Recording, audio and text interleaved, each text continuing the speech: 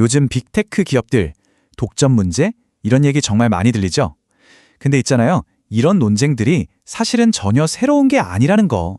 오늘은 무려 125년 동안이나 계속되어 온 미국의 반독점, 그 거대한 싸움의 역사 속으로 한번 들어가 보려고 합니다.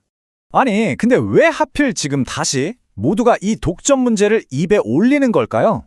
이 질문에 대한 답을 찾으려면요, 시간을 좀 거슬러 올라가서 이 논쟁이 어디서부터 시작됐는지 그 뿌리부터 파헤쳐봐야 합니다. 미국의 반독점 역사는요, 마치 이 두 가지 생각 사이를 왔다 갔다 하는 거대한 시계추 같다고 생각하시면 돼요.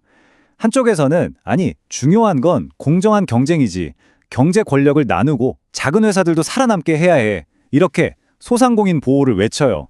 그런데 반대쪽에서는 무슨 소리, 경제적 효율성이 최고야, 소비자한테 가장 좋은 건 결국 싼 가격이라고 이렇게 주장하는 거죠. 이 두 가치의 충돌이 바로 오늘 우리가 할 이야기의 핵심입니다.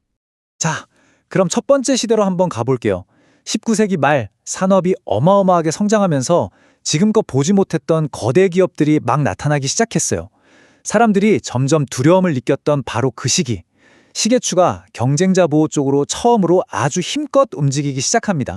그때 사람들한테 공포의 대상은 바로 트러스트라는 거였어요. 이게 뭐냐면 법적인 장치를 이용해서 여러 회사들을 그냥 하나로 묶어버리는 거예요.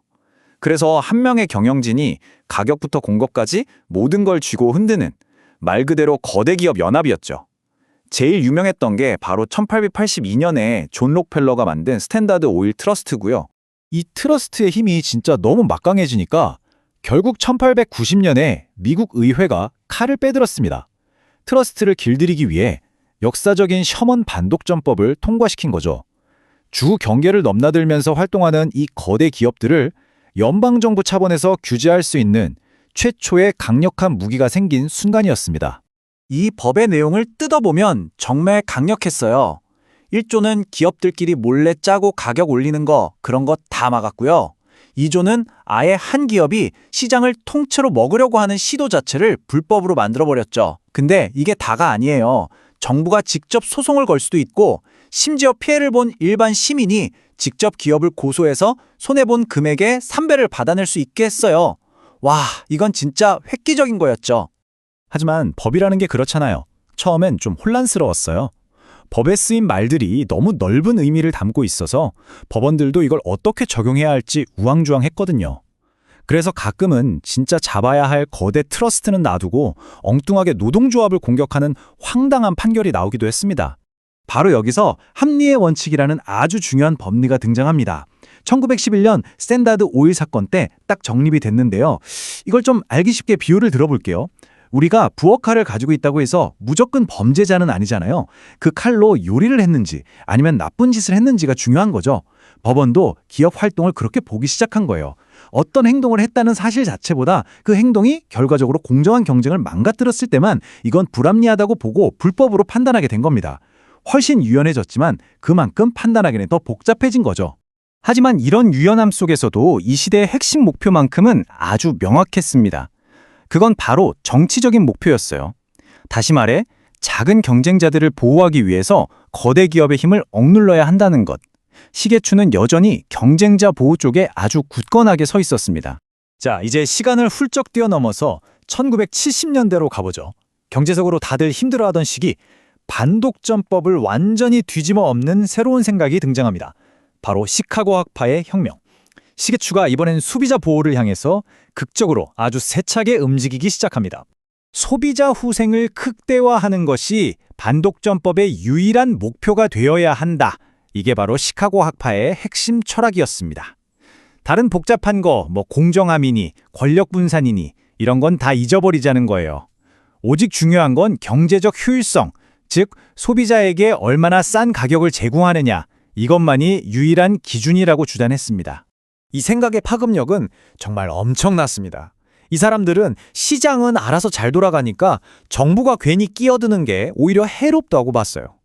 그래서 반독점법의 목표를 거의 오로지 소비자 가격 하나에만 맞추도록 다시 정의해버렸죠. 그 결과요? 예전에는 이건 불공정해 라고 했던 수많은 기업 활동들이 그냥 합법이 되어버렸습니다. 법원의 태도가 어떻게 바뀌었는지 이 타임라인을 보면 진짜 극적으로 보여요. 보세요. 1966년에는 시장 점유율이 고작 7.5%밖에 안 되는 작은 식료품점 합병도 작은 경쟁자들을 보호해야 한다면서 막았어요. 그런데 불과 10여 년 뒤인 1977년에는 이전 같은 한 문제 삼았을 법한 기업 계약을 오히려 경쟁에 도움이 될 수 있다면서 허용하기 시작하죠. 1982년에 AT&T를 해체시키는 아주 큰 사건도 있었지만 전반적인 흐름은 정부가 점점 손을 떼는 쪽이었어요. 그러다 1986년에는 일본 기업들이 손해보면서 물건을 싸게 팔아서 미국 경쟁사를 죽이려 한다는 주장에 대해서 법원이 말이 안 된다면서 그냥 기각해버립니다. 세상이 완전히 바뀐 거죠. 네, 시계추는 아주 결정적으로 반대편으로 넘어가 버렸습니다. 작은 가게들을 지키려는 정치적인 목표는 오로지 싼 가격이라는 경제적인 목표로 완벽하게 대체됐어요. 반독점법의 존재 이유 자체가 바뀐 거나 마찬가지였습니다. 그럼 이제 현재로 다시 돌아와 볼까요? 이 거대한 디지털 공룡들의 시대를 보면서 어쩌면 또 다른 생각의 전환이 일어나고 있는 건 아닐까요? 시계추는 과연 다시 반대편으로 움직이고 있을까요? 신브랜다이스 학파라고 불리는 새로운 개혁가들이 등장했습니다. 이 사람들은 시카고 학파의 방식이 지금 같은 디지털 경제 시대에는 더 이상 먹히지 않는다고 실패했다고 주장하고 있어요. 그 이름은 과거 진보 시대에 거대 기업에 맞서 싸웠던 개혁가 루이스 브랜다이스의 이름에서 따온 겁니다. 이들의 주장을 아마존 사례를 통해 살펴보면 아주 명확해져요. 첫째, 약탈적 가격 책정. 아마존이 전자책 시장을 장악할 때 썼던 방식인데 손해를 보면서까지 책을 싸게 팔아서 경쟁자들을 다 몰아냈다는 거예요. 둘째, 플랫폼의 이중적 지위. 아마존은 판매자들을 위한 운동장을 빌려주면서 동시에 자기가 그 운동장에서 제일 힘센 선수로 뛰고 있다는 거죠. 이거 불공정하지 않냐는 겁니다. 셋째, 아마존 프라임 같은 서비스로 한번 들어오면 빠져나가기 힘들게 고객을 가두어 버리고요. 마지막으로 한 분야에서 얻은 막강한 힘을 이용해서 클라우드나 식료품 같은 전혀 다른 시장까지 계속 먹어 들어간다고 지적합니다. 그리고 이 주장을 뒷받침하는 아주 상징적인 숫자가 바로 이겁니다. 25억 달러. 수년 동안 이익보다는 성장에만 투자하던 아마존이 2018년 2분기에 갑자기 기록한 사상 최대 이익이죠. 경쟁자들이 다 쓰러지고 난 뒤에야 본격적으로 이익을 챙기기 시작했다는 아주 강력한 증거로 이걸 제시하는 겁니다. 그러니까 이들의 핵심 주장은 이거예요. 우리가 이제 싼 가격이라는 렌즈만 끼고 세상을 봐서는 안 된다는 겁니다. 아마존 같은 기업이 당장은 우리에게 싼 물건을 줄지 몰라도 그 뒤에서는 미래의 혁신을 가로막고 공정한 경쟁의 기회를 없애고 결국 우리 사회 전체를 좌지우지할 수 있다는 거죠. 이 집중된 권력이 미치는 영향을 다시 생각해 봐야 한다는 겁니다. 그렇다면 이 125년이나 묵은 법률 논쟁이 도대체 오늘날 우리에게 왜 중요할까요? 이 과거의 이야기가 지금 우리 현실과 어떻게 연결되는지 마지막으로 한번 짚어보겠습니다.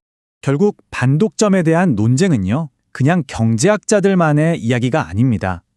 이건 권력이란 무엇인지, 공정함이란 무엇인지, 그리고 우리 경제에서 정부는 어떤 역할을 해야 하는지에 대한 아주 근본적인 의견 대립이에요. 맨 처음에 봤던 그 시계추의 양끝, 바로 그 두 가지가 여전히 팽팽하게 맞서고 있는 거죠. 125년이라는 긴 시간이 흘렀습니다. 그런데 어쩌면 이 경쟁을 둘러싼 거대한 싸움은 바로 지금 다시 처음부터 시작되고 있는 건 아닐까요? 미래를 생각하게 만드는 이 질문을 끝으로 오늘 설명을 마치겠습니다.